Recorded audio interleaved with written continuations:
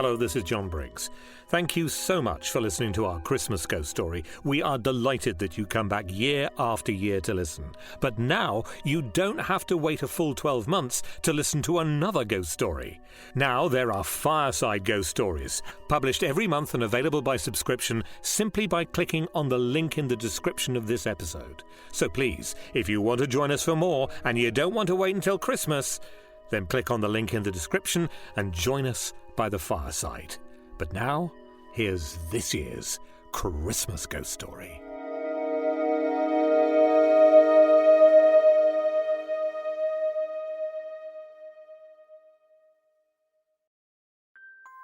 In a year that has brought more horror than most, it is ripe for my Christmas ghost story. This year, it's written by that brilliant author, Edith Nesbitt. Are you sitting uncomfortably?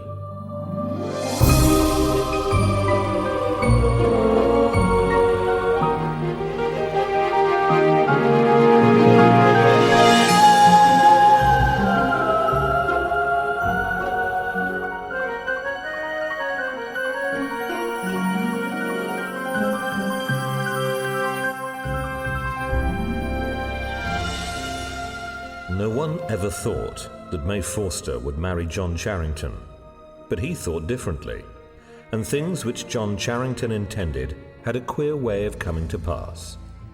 He asked her to marry him before he went up to Oxford. She laughed and refused him. He asked her again next time he came home.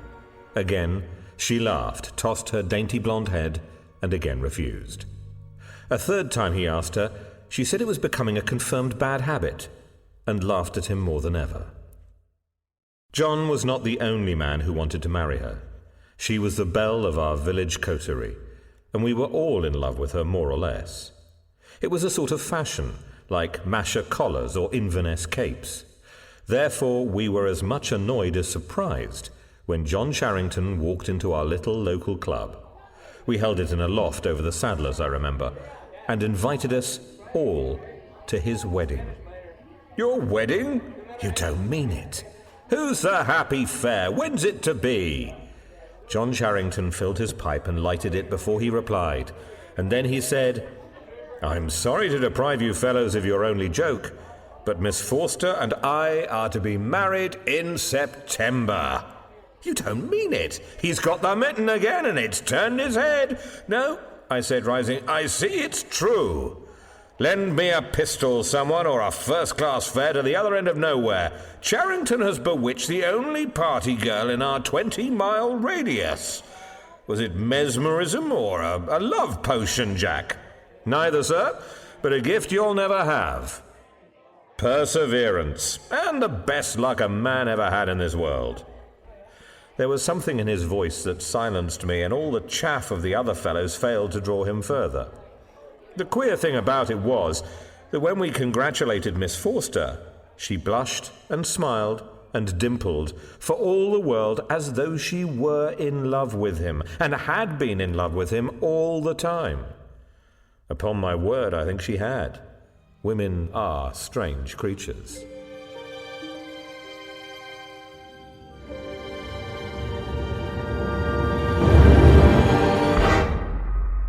We were all asked to the wedding. In Grue-some, everyone who was anybody knew everybody else who was anyone. My sisters were, I truly believe, more interested in the trousseau than the bride herself, and I was to be best man. The coming marriage was much canvassed at afternoon tea tables, and at our little club over the Saddlers, and the question was always asked, does she care for him? I used to ask that question myself in the early days of their engagement, but after a certain evening in August I never asked it again.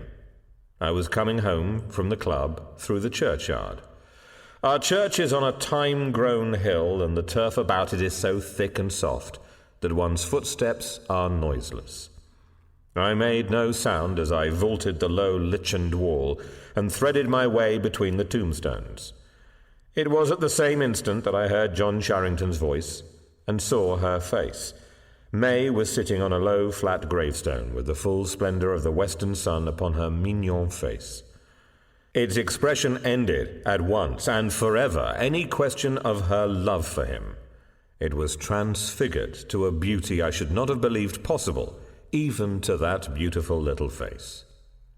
John lay at her feet, and it was his voice that broke the stillness of the golden August evening. My dear, I believe I should come back from the dead if you wanted me." I coughed at once to indicate my presence and passed on into the shadow, fully enlightened.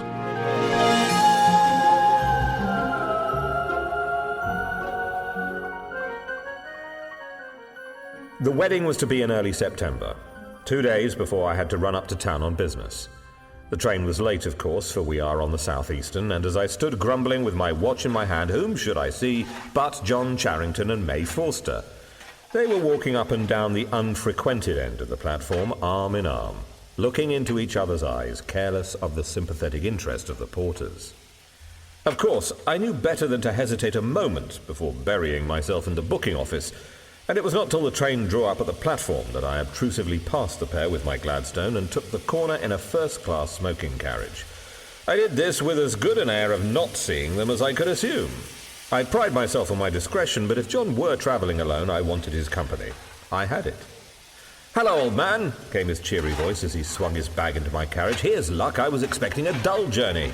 "Where are you off to?" I asked, discretion still bidding me turn my eyes away, though I saw without looking that hers were red-rimmed. "To old Branbridge's," he answered, shutting the door and leaning out for a last word with his sweetheart. "Oh, I wish you wouldn't go, John," she was saying in a low, earnest voice. "I feel certain something will happen." "Do you think I should let anything to keep me? And the day after tomorrow, our wedding day?" "Don't go," she answered with a pleading intensity which would have sent my Gladstone onto the platform and me after it. But she wasn't speaking to me. John Charrington was made differently. He rarely changed his opinions, never his resolutions. He only stroked the little ungloved hands that lay on the carriage door. "I must, May. The old boy's been awfully good to me, and now he's dying I must go and see him. But I shall come home in time for—" The rest of the parting was lost in a whisper and in the rattling lurch of the starting train. "You're sure to come?" she spoke as the train moved. "Nothing shall keep me," he answered, and we steamed out. After he had seen the last of the little figure on the platform, he leant back in his corner and kept silence for a minute. When he spoke, it was to explain to me that his godfather, whose heir he was, lay dying at Peasmarsh Place some 50 miles away, and had sent for John, and John had felt bound to go. "I shall be surely back tomorrow," he said, "or if not, the day after, in heaps of time. Thank heaven one hasn't to get up in the middle of the night to get married nowadays." "And suppose Mr. Brainbridge dies?" "Alive or dead, I mean to be married on Thursday," John answered, lighting a cigar and unfolding the Times. At Peasmarsh Station we said goodbye, and he got out, and I saw him ride off. I went on to London, where I stayed the night. When I got home the next afternoon, a very wet one, by the way, my sister greeted me with, "Where's Charrington?" "Goodness knows," I answered testily. Every man since Cain has resented that kind of question. "I thought you might have heard from him," she went on, "as you're to give him away tomorrow." "Isn't he back?" I asked, for I had confidently expected to find him at home. "No, Geoffrey." My sister Fanny always had a way of jumping to conclusions, especially such conclusions as were least favourable to her fellow creatures. "He has not returned, and what is more, you may depend upon it, he won't. You mark my words, there'll be no wedding tomorrow." My sister Fanny has a power of annoying me which no other human being possesses. "You mark my words," I retorted with asperity. "You had better give up making such a thundering idiot of yourself. There'll be more wedding tomorrow than ever you'll take the first part in." A prophecy which, by the way, came true. But though I could snarl confidently to my sister, I did not feel so comfortable when late that night, standing on the doorstep of John's house, I heard that he had not returned. I went home gloomily through the rain.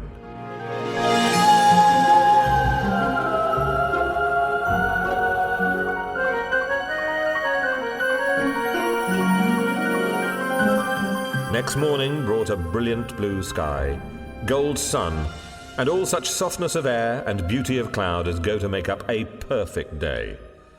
I woke with a vague feeling of having gone to bed anxious, and of being rather averse to facing that anxiety in the light of full wakefulness. But with my shaving water came a note from John which relieved my mind and sent me up to the Forsters with a light heart. May was in the garden. I saw her blue gown through the hollyhocks as the lodge gate swung to behind me. So I did not go up to the house, but turned aside down the turfed path. "He's written to you too," she said, without preliminary greeting when I reached her side. "Yes, I'm to meet him at the station at 3 and come straight on to the church." Her face looked pale, but there was a brightness in her eyes and a tender quiver about the mouth that spoke of renewed happiness. "Mr. Branbridge begged him so to stay another night that he had not the heart to refuse," she went on. "He is so kind, but I wish he hadn't stayed."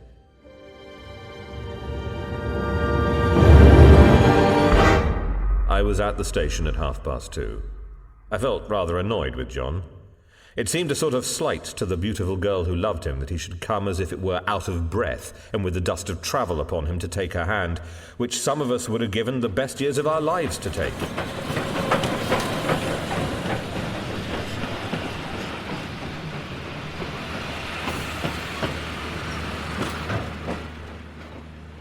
But when the 3 o'clock train glided in and glided out again, having brought no passengers to our little station, I was more than annoyed. There was no other train for 35 minutes. I calculated that with much hurry we might just get to the church in time for the ceremony, but oh, what a fool to miss that first train! What other man could have done it?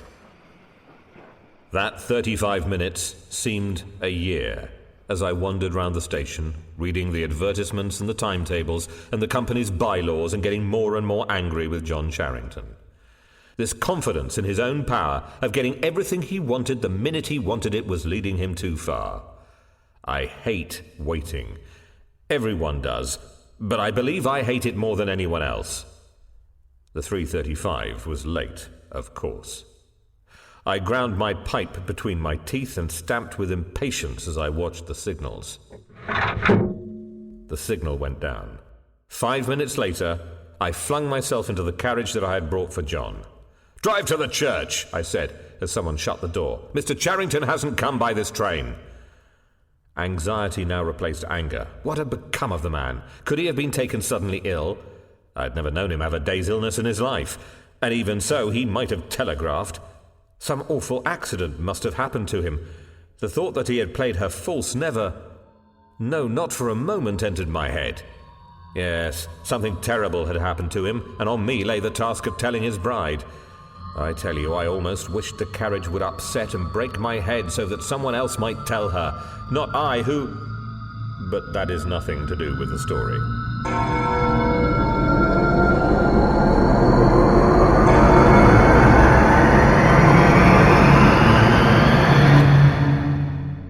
It was 5 minutes to 4 as we drew up at the churchyard gate. A double row of eager onlookers lined the path from lich gate to porch. I sprang from the carriage and passed up between them. Our gardener had a good front place near the door. I stopped. "Are they waiting still, Biles?"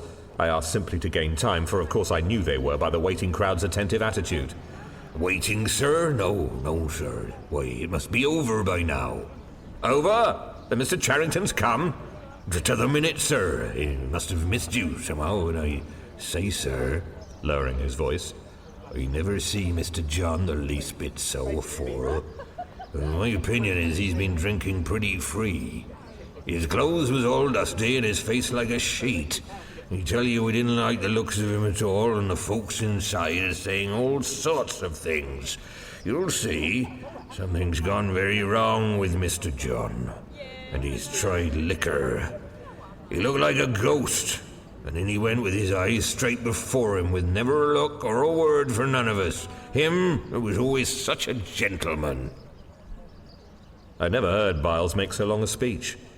The crowd in the churchyard were talking in whispers and getting ready rice and slippers to throw at the bride and bridegroom. The ringers were ready with their hands on the ropes to ring out the merry peal as the bride and bridegroom should come out. A murmur from the church announced them.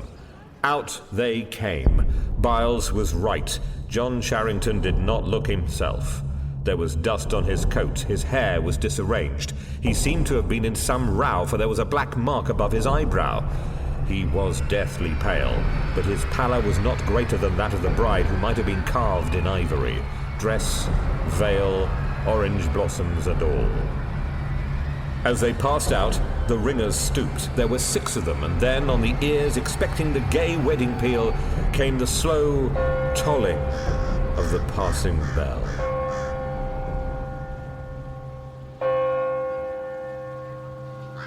A thrill of horror at so foolish a jest from the ringers passed through us all, but the ringers themselves dropped the ropes and fled like rabbits down the belfry stairs. The bride shuddered, and grey shadows came about her mouth. But the bridegroom led her on down the path where the people stood with the handfuls of rice, but the handfuls were never thrown, and the wedding bells never rang. In vain the ringers were urged to remedy their mistake. They protested with many whispered expletives that they would see themselves further first. In a hush like the hush in the chamber of death, the bridal pair passed into their carriage, and its door slammed behind them. Then the tongues were loosed, a babble of anger, wonder, conjecture from the guests and the spectators. "If I'd seen his condition, sir," said old Forster to me as we drove off, "I would have stretched him on the floor of the church, sir. By heaven I would, before I'd have let him marry my daughter." Then he put his head out of the window. "Drive like fury!" he cried to the coachman. "Don't spare the horses!" He was obeyed. We passed the bride's carriage. I forbore to look at it, and old Forster turned his head away and swore. We reached home before it. We stood in the hall doorway in the blazing afternoon sun, and in about half a minute we heard wheels crunching the gravel. When the carriage stopped in front of the steps, old Forster and I ran down. "Great heaven! The carriage is empty, and yet—" I had the door open in a minute, and this is what I saw. No sign of John Charrington, and of May, his wife. Only a huddled heap of white satin lying half on the floor of the carriage and half on the seat. "I drove straight here, sir," said the coachman, as the bride's father lifted her out, "and I'll swear no one got out of the carriage." We carried her into the house in her bridal dress and drew back her veil.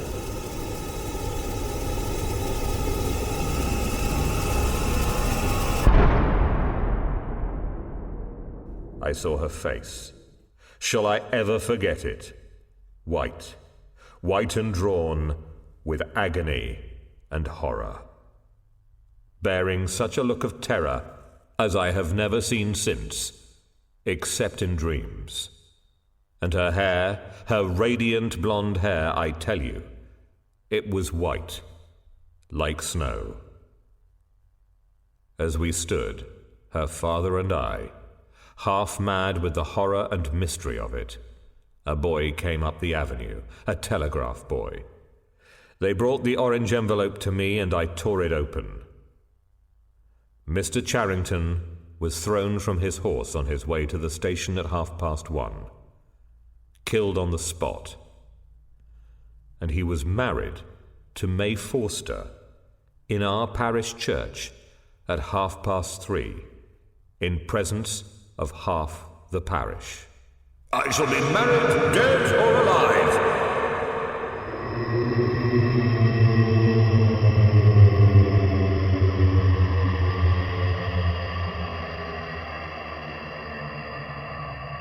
What had passed in that carriage on the homeward drive, no one knows. No one will ever know. Oh, May. Oh, my dear.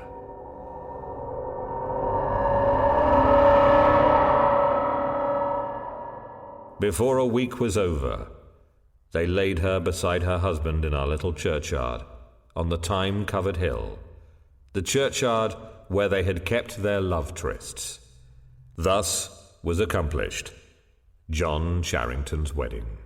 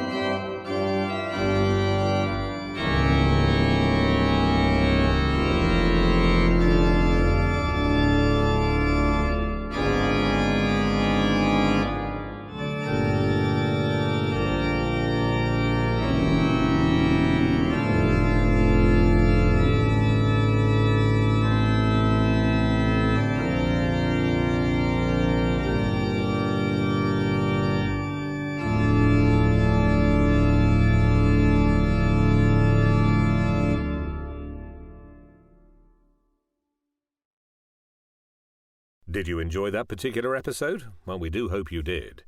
If you don't want to wait another 12 months until another ghost story turns up, then you might like to find our Fireside Ghost Stories. Click on the link in the show description to subscribe to Fireside Ghost Stories, which we think you'll enjoy just as much. Once again, thank you for listening. This has been a Show Stealers production. Show Stealers, putting the awe into audio.